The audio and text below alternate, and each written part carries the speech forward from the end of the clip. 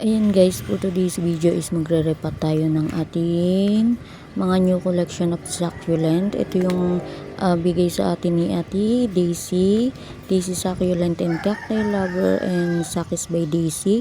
Ayan, super bait kong friend and ate. Ayan, for today's video is, ayan, ire-repat nga natin. Kahit madilim na. Madilim na guys. Tapos umulan pa kanina, tumila-tila lang. Then ayan, nire-repat na natin sila kasi need na para maka-adjust na din sila agad. And ayan, this one is panlagay sa vertical. Ayan, panlagay siya sa aking vertical garden. Ayan, pansin nyo, dumidilim kasi, padilim na talaga siya. Pinilit ko lang i-repat kasi nakita ko mga nalalagas na yung mga leaves niya. Hindi ko pa sana i-repat kasi umuulan nga. So ayan, this one is pang vertical natin. And ayan, yung soil natin, loam soil, pumice stone, and may rice hull. So ayan, start na tayo mag-repat. Ito is si variegated apricot. Ayan, nalalagas na yung leaves niya. Tapos leggy na siya. Pansin nyo, leggy na siya. So ayan, ilalagay ko siya sa pang vertical. So bilisan lang natin mag-repat kasi padilim na siya. C6 na. So ayan, inano ko lang yung na to, kaya medyo malinaw. Inano ko yung brightness na to. Tsaka inano ko parang may light. So para makita nyo naman kahit papano. Then ayan, bilisan lang natin repat. Ayan si variegated apricot, or tinatawag din nilang variegated titubans. So ito ulit pang vertical.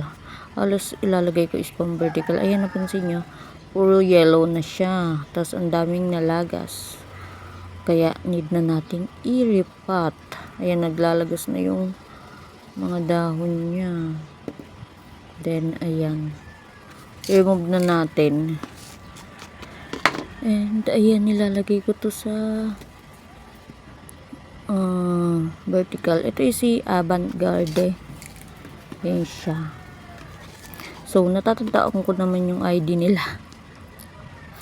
Then ayan, lalagyan ko pa rin silang ID para in case na makalimutan ko, diba?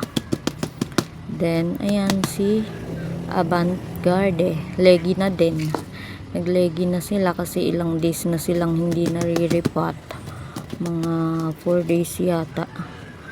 So ayan, dahil anday ko ding nirepat.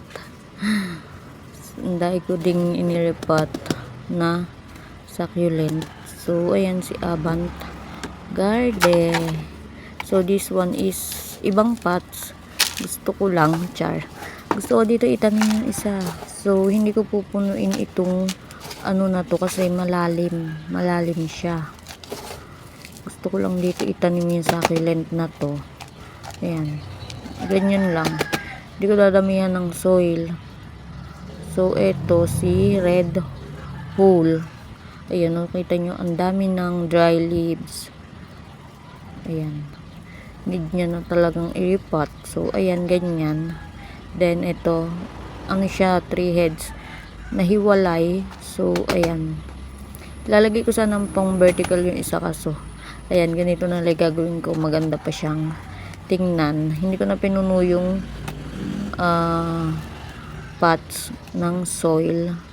Hindi ko na dinamihan ng soil. So ayan, paubos na din kasi soil natin. And sana magkasya. Then this one is, ito yung malaking white pots ko. At ang itatanim natin dito is si si variegated, hindi pala. Ito si Lucien. Tingnan nyo, naglalabas na siya. Ito si Lucien. Bagay siya sa pots na to. Maghiwalay sana ako kaso ano naman yung stem niya. Isayo ko naman ikat. So pag naka-recover at lumaki na lang, tsaka ako magkakat ng panglagay sa vertical garden. Ayan, ang daming nalalagos na leaves. Kailangan na talaga nilang i-repot. So this one is solution. Ma-orange yung kanyang leaves. So ayan siya. Bilisan na natin kasi padilim na talaga. Then baka umulan na naman. Ayan yung mga nalagas, ang dami. Ayan, halos araw-araw nang umuulan dito. So yung ibang unang nirepot ko is nandun na sa ibaba ng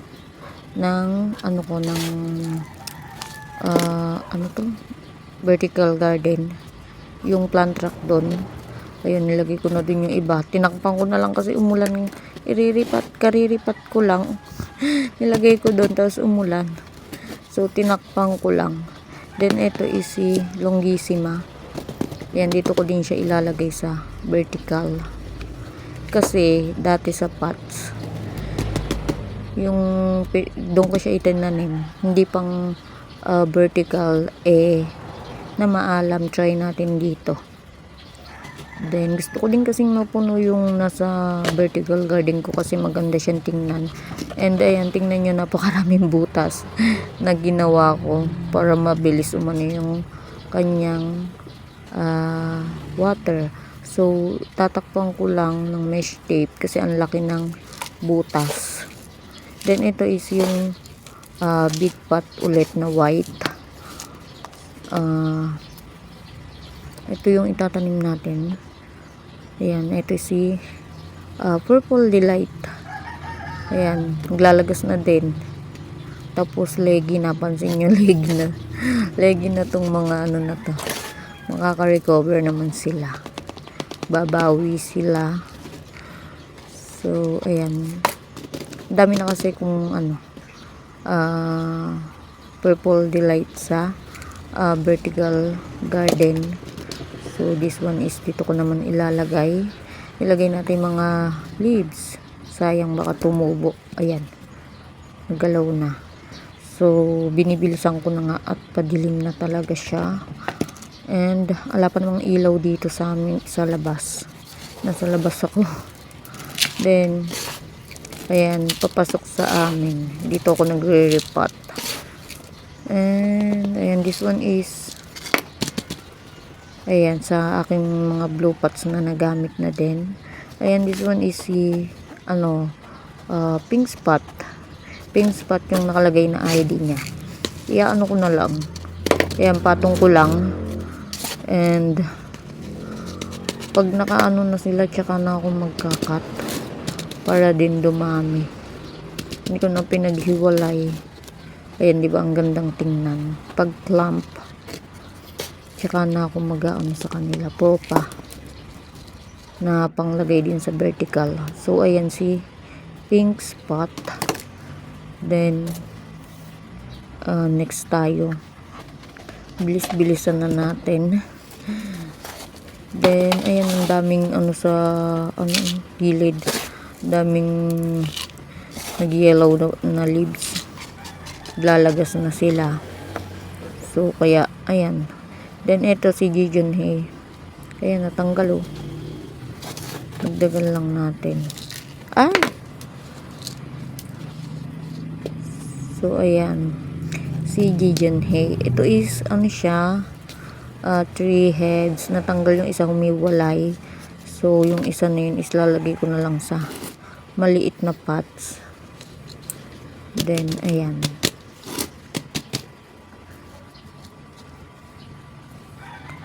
Ayan siya. Hindi pa din kasi ko nakakaano ng pang vertical na pots. Iilan lang yun nandito. And ayan, nataniman ko ni iba at wala pang pots na mabiling ganoon. So ayan, si Jijon Hay. And ayan, padilim na tayo. Then gusto ko na talaga silang mairipat. Lakas na ng ulan dito sa amin. So basang-basa na naman ang aking mga succulent dun sa vertical.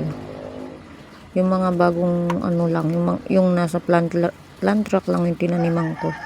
Andun yung variegated ano ko, super banden, purple delight. Nilagay ko na sila doon.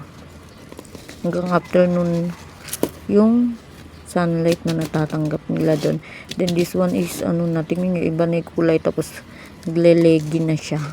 This one is si RJ. Ayan siya. 2 pots na yung RJ ko. Tsaka na ako maglalagay sa pang vertical na yan.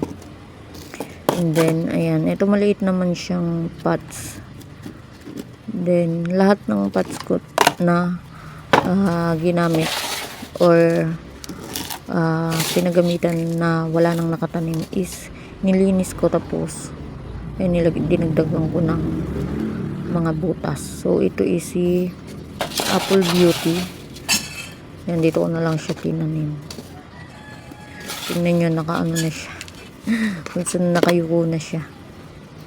So ayan, dagdagan lang natin siya ng soil at bilis-bilis na natin. O yan, si Apple Beauty na natatandaan ko pa naman. So ayan, si Apple Beauty. Tingnan nyo, ang daming tumapon na soil kasi ano yung butas. And this one is sa small pots naman. And ayan, ito na yan, last na itatanim natin. Ayun siya, dito ko na lang sa small pots nilagay. Ito yung sinasabi ko sa inyong isang head ni Jijon Hay.